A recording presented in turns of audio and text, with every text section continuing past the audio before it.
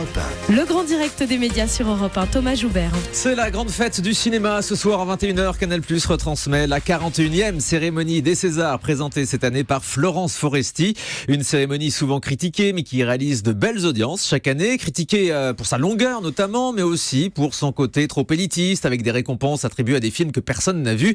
On vous attend d'ailleurs au soir d'Europe 1. Venez nous dire ce matin si vous aimez les Césars ou si vous trouvez que le palmarès n'est pas assez populaire, disons. Vous faites le 39-21 et pour en débattre dans ce studio avec moi, j'accueille Philippe Dana. Bonjour Philippe. Bonjour Thomas. Ravi de vous retrouver ce matin sur Europe 1, journaliste, ancien présentateur de Canal+, et vous avez pendant longtemps été la voix off des Césars jusqu'en 2009. Tout à fait exact. Face à vous, François Aubel, rédacteur en chef du service culture au Figaro. Bonjour. Bonjour. Alors on va voir que vous n'avez pas franchement le même avis sur les Césars, c'est le moins qu'on puisse dire. Ça sert à quoi les Césars, François Aubel ?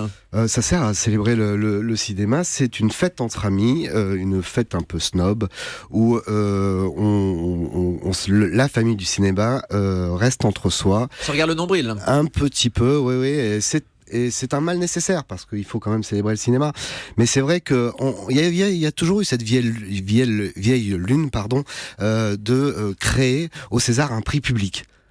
Et alors je sais pas pourquoi ça n'a jamais été fait et peut-être qu'on a peur de parler de célébrer Babysitting 2 ou qu'est-ce qu'on a fait au bon Dieu il y a 2 ans, qu'est-ce qu'on a fait au bon Dieu ou Aladdin avec Kev Adams. Et c'est vrai que on reste quand même sur un cinéma, alors vous l'avez dit, élitiste. Non, parce que la loi du marché, il y a quand même 1 million de personnes qui l'ont vu. Oui. C'est vrai ? Il y a à peu près plus de 200 films qui sont produits chaque année en France. Le cinéma français, c'est une industrie qui est très dynamique. Il y a en France 250 ou 300 millions de spectateurs chaque année dans les salles. C'est 25% du total européen. Et c'est un cinéma qui s'exporte. On a vu des artistes triompher aux Oscars. Donc la vitalité du cinéma français, elle est représentés au César. Selon les années, plus ou moins bien. Les Césars sont une cérémonie qui existe depuis très longtemps. Mais les goûts du public, ils sont représentés ? Ça dépend des années. Amélie Poulain a été récompensée aux Oscars et Amélie Poulain avait également eu les faveurs du public. Je veux dire que ça dépend franchement des années. Il y a des années où les goûts du public sont représentés, d'autres où ils ne le sont pas. Cette année, je trouve que c'est assez diversifié et que finalement, ça donne aussi une vision de ce qui a été produit l'an passé, et c'est un cinéma qui me paraît assez réjouissant dans l'ensemble. Non, je suis d'accord, ça prouve une réelle vitalité, et c'est très équilibré, très ouvert cette année, avec des films plutôt sociaux, vraiment ça montre la qualité du cinéma français. Mais moi, mon problème, c'est souvent ce format, donc ça fait 40 ans que ça existe, je trouve que le format a mal vieilli. C'est quoi, c'est trop long ? La cérémonie. La cérémonie, oui, moi c'est la cérémonie qui me gêne. Je me souviens, donc il y a 1 an, ici même, Renaud Laurent-Kim, qui venait ici, le producteur des Césars, l'ancien producteur des Césars, depuis il a été débarqué. Non, c'est quand même qui produit toujours cette année. Je parle sous votre contrôle, Philippe. Mais oui. Je ne contrôle plus rien, vous savez, Thomas. Ou à distance. On va réussir. Je crois que c'est quand même. Alors, faudrait que je vérifie, mais ça va être plus fluide. On va dynamiser. Vous verrez, ça sera bien. Ah oui, alors on annonce des discours limités à 2 minutes 30 maximum. Alors oui, cette année. Aux Oscars, c'est le cas, c'est limité aux Oscars. À 50 secondes. 45 secondes, entre 45 secondes et 1 minute 30. Bon, bah, ça, c'est une bonne chose pour la cérémonie. Elle va vous plaire ce soir, François Aubel. Alors, 2 minutes 30, vous savez, 2 minutes 30, c'est long, 2 minutes 30, si c'est pénible, ça peut être pénible, Oui. Non, moi, j'aime bien le système qui a été mis en place aux Oscars, de faire un panneau déroulant, où tous les noms, tous les remerciements, des lauréats, s'affichent. Et je trouve ça pas mal, parce qu'on se concentre sur un vrai discours de remerciement. On va pas remercier sa maman, on va pas remercier ses parents. On se concentre sur l'émotion qu'on reproche parfois d'être parfois absente des Césars. Exactement, voilà. Ouais. L'année dernière, dans le Figaro, il y avait eu un article assassin qui s'appelait « Nos Césars d'honneur et d'horreur ». Ça voulait tout dire. Alors, vous critiquiez pêle-mêle les tirades gauchistes des intermittents, les pics annuels contre Alain Delon, l'absence de vedettes populaires, on en parlait. Est-ce que ce sera la même chose ce soir ? Est-ce que c'est votre crainte, François Aubel ? Non, parce que encore une fois, comme l'a dit Philippe, et je trouve que le panel qui est représenté là est quand même assez éclatant, parce qu'il y a quand même de très bons films. Et puis, contrairement contrairement aux Oscars, on peut pas avoir de polémique autour du sexisme, puisque là, sur les 8 films représentés dans la catégorie meilleur film, il y a quand même 3 films de réalisatrices. Ouais, c'est très éclectique, effectivement. Mais c'est une cérémonie gauchiste, comme l'écrivait le Figaro. Philippe Dana, vous qui l'avez connu de l'intérieur. Je l'ai connu de l'intérieur, mais il y a un peu de tout, hein. Vous savez, Thomas, si vous faites allusion aux intermittents, ils sont là à peu près chaque année, et je crois qu'ils sont présents aussi au Molière, enfin dans toutes les cérémonies. Il faut entendre leur voix. C'est vrai que, en règle générale, le ministre, en l'occurrence, la nouvelle ministre de la Culture sera dans la salle. Je pense qu'elle aura beaucoup d'intérêt à suivre la cérémonie, surtout si... comme je l'espère, on récompense la comédienne marocaine Loubna Abidar. On sait qu'elle a eu beaucoup de soucis au Maroc et que le père de l'actuel ministre de la Culture est l'un des conseillers du roi de Mohamed VI. Ouais, elle va rencontrer aujourd'hui Audrey Azoulay pour régler ses problèmes de visa. Alors des grandes stars du cinéma boycottent carrément les Césars. C'est le cas de Gérard Depardieu, de Catherine Deneuve. En plus, ils sont vraiment pas tendres avec la cérémonie. Vous comprenez ces grandes stars, Philippe Dana, qui décident de ne plus venir au César. Catherine Deneuve qui dit qu'elle ne cautionne plus les Césars depuis des années. Elle met en cause les votants inexpérimentés. Gérard Depardieu qui a déjà dit que clairement les Césars le faisaient chier. Est-ce que vous comprenez que ces stars, elles-mêmes, cette grande famille du cinéma, en viennent à critiquer ce grand rendez-vous ? C'est plutôt une minorité qui critique. Enfin, dans la plupart des cas, ils sont présents, ils sont dans la salle, ils sont plutôt contents d'être nommés et plutôt contents d'être récompensés. Il y a effectivement des exceptions. Je sais que Claude Chabrol, par exemple, ne venait jamais au César alors que c'était un de nos plus grands réalisateurs. Bon, après, chacun fait comme il veut, hein. Alain Delon aussi boycotte les Césars.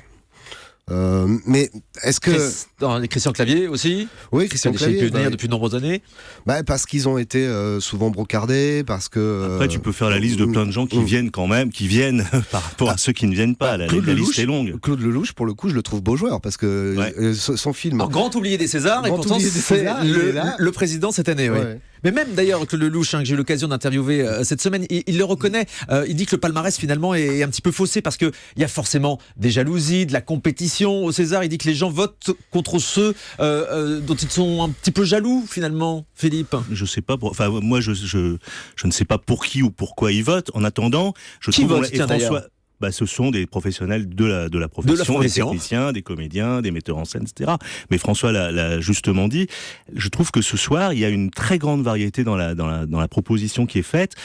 Mon camarade Christophe Carrière, qui travaille à l'Express, me demande de faire un coup de projecteur sur son blog. Et effectivement, l'un des enjeux sera de voir si il y aura consensus autour de Vincent Lindon comme meilleur acteur, parce qu'il n'a jamais été récompensé. Il y a ça aussi dans les enjeux des Césars, c'est qu'il y a beaucoup de comédiens qui n'ont jamais été récompensés et qui peut-être ce soir, Catherine Fro n'a jamais eu le César de la meilleure actrice. Est-ce qu'elle l'aura? Voilà, on va s'amuser à regarder quand même. Oui, Lucchini a eu juste un César de meilleur second rôle pour le film de Lelouch et qui ce soir aussi a des chances. Ouais. Mais on a quand même parfois l'impression que le palmarès est éloigné des goûts du public. Ah oui, mais c'est ce que je disais en préambule, effectivement. Babysitting 2, Aladdin, tout ça, toutes les comédies.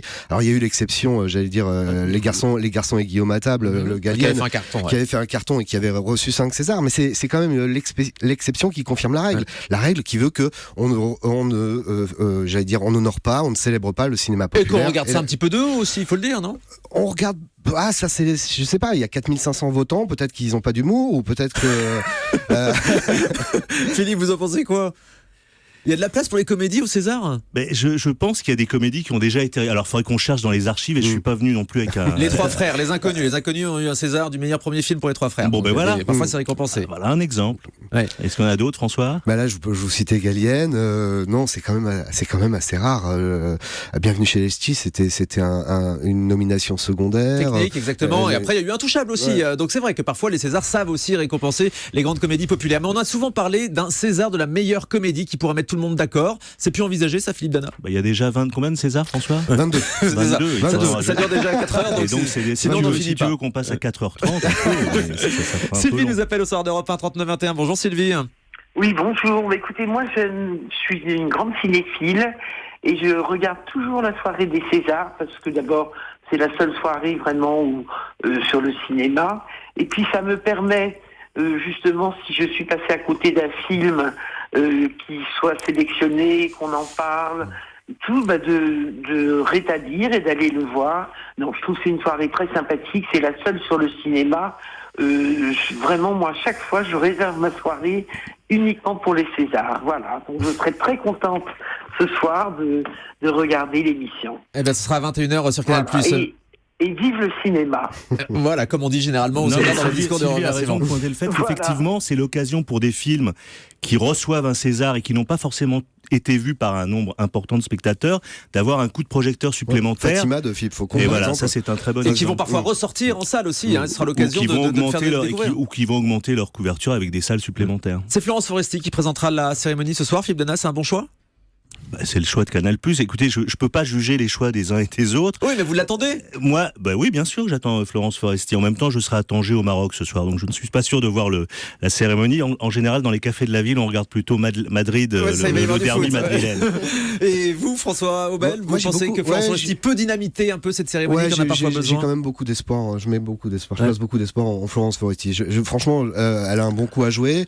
Voilà, elle est drôle. Elle va apporter un peu. Elle va apporter un peu. En un règle peu de peps. générale, François, les maîtres de cérémonie sont plutôt bien. Je pense que Non, mais Édouard Valérie Baird, Lemercier, Édouard Baird, et Gad Elmaleh, Alain Chabat, Et- Antoine Decaune. Et Édouard Baird était très bien, mais il a été l'an dernier victime d'une cérémonie interminable. Enfin, 4 heures, vous vous rendez compte? Moi, j'ai quasiment planté mon édition pour le Pour soir. avoir la fin. Bah, pour avoir la fin. Oui, parce que C'est-à-dire le meilleur vient à la fin. Eh oui, le mais meilleur film est à la fin. Oui, quand tout le monde s'est déjà endormi, parce que c'est souvent après minuit. Alors, donc on nous annonce comme chaque année que ce ne sera pas comme ça ce soir, ce sera à partir de 21h. On sait quand ça commence, mais on ne sait pas forcément quand ça termine. Les Césars donc sur Canal+.